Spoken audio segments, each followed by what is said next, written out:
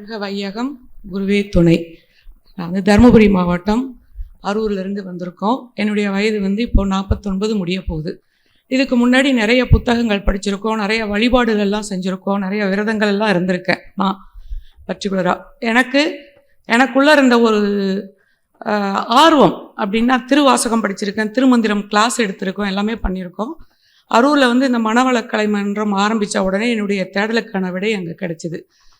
நான் யார் அப்படிங்கிற ஒரு கேள்வி. எங்கேயாவது தனியாக கார் ஓட்டிகிட்டு போகும்போதோ இல்லை யாரையாவது பார்க்கும்போது இவங்க யாருன்ற யார் இவங்கெல்லாம் அப்படின்ற ஒரு கேள்விக்கு மேலே என்னையே நான் கேட்டுட்ருக்கேன் நிறைய டைம்.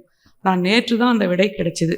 இறை தன்மை மாற்றம் என்பதே நான் தான் கடவுள்னு சொல்லும்போது கூட அதில் ஒரு சின்ன ஒரு ஆணவம் இருந்த மாதிரி இருந்தது.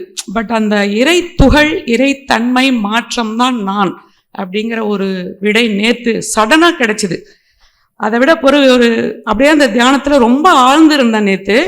அந்த ஒரு வார்த்தை வரும்போது எனக்கு விழிப்பு வந்த மாதிரி ஒரு உணர்வு வந்து ரொம்ப மெய் சிலிர்த்து போனேன். இங்கே எடுக்கப்பட்ட அந்த மெய்ஞான விளக்கம், கோள்களுக்கும் நமக்கும் இருக்கக்கூடிய தொடர்புகள், பிரபஞ்சத்தோட இருக்கக்கூடிய தொடர்புகள், பேராசிரியர்கள் சொன்ன கருத்துகள், அதை விட முக்கியமான விஷயம் இன்னைக்கு அம்மா சொன்ன ஒரு வார்த்தை என்னை ரொம்ப சிந்திக்க வச்சது. மனிதனுக்கு மட்டும்தான் இன்னொரு வாய்ப்பு இருக்குது. கடவுளாக மாறலாமா, மனிதனாகவே இருந்து விடலாமா அப்படிங்கிறதுக்கு. நான் மனிதனாக மாறுவதற்கான வாய்ப்பு இன்று கிடைக்க பெற்றதற்கு குரு அவர்களுக்கு என்னுடைய இதை என்னோட மட்டும் இல்லை, ஒரு பெண்ணை நான் என்ன சொல்கிறேன்னா என்னோட மட்டும் கிடையாது.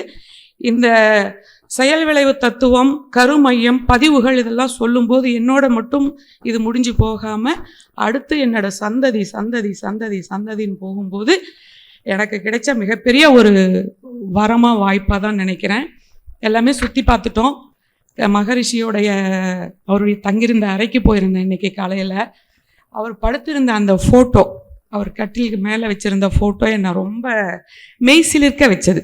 அந்த ஓய்வு, அந்த போஸ், அதுக்கு பின்னாடி இருந்த அந்த உழைப்பு, எவ்வளோ உழைச்சிருந்தா ஒரு பேஜ் எழுதுறதுக்கே நம்ம இவ்வளோ சிரமப்படுறோம். எத்தனை புத்தகங்கள், எத்தனை கவிதைகள், எவ்வளவு உழைப்பு, யார் அவர், யாருக்காக செஞ்சார், எதுக்காக செஞ்சார்னு நினைக்கும் போதே கண்ணு கலங்கிடுச்சு.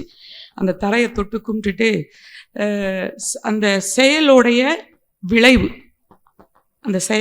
விளைவு, அவர் இங்கே நமக்கு வழிகாட்டுதலாக ஒரு பயணத்தை கொடுத்துருக்கு.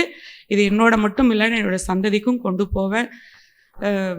கடைசியாக சொல்கிறது, அறிவு முழுமை முக்தி, அறிவே தெய்வம் அப்படிங்கிற ஒரு தத்துவத்தோட இன்னைக்கு விடைபெறுகிறோம். அனைவருக்கும் நன்றி. குரு வேதாந்திரி மகரிஷி அவர்களுக்கும் நன்றி காணிக்கையாக்குகிறேன். நன்றி.